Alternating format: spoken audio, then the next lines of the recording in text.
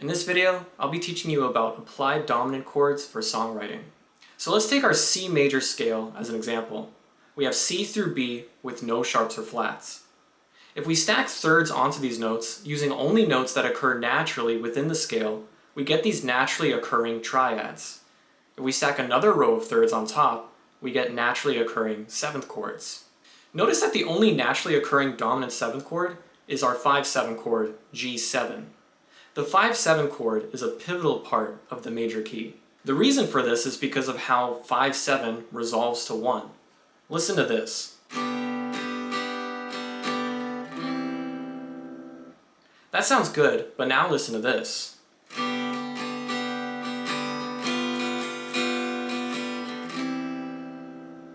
The 5-7 basically reinforces our C chord as the tonic chord. We can also see that between G and C, G7 is a nice transitionary chord.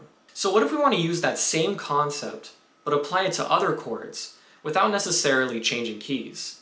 That's where the applied dominant comes in. For example, in C major, F is our 4 chord.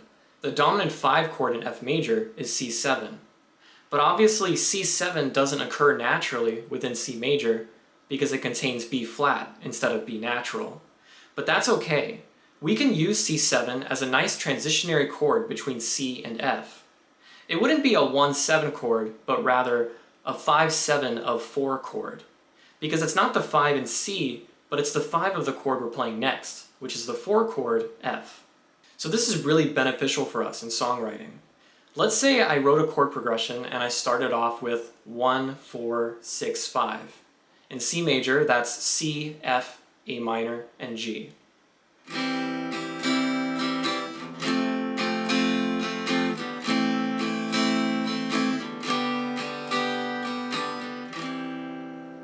That's not bad, but if we want to make things a little more interesting, we can add a few applied dominant chords, like so.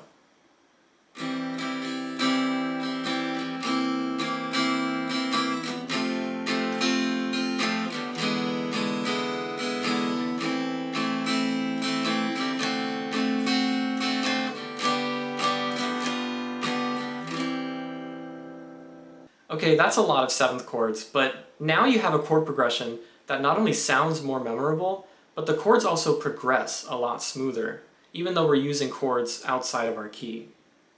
Hope this helps.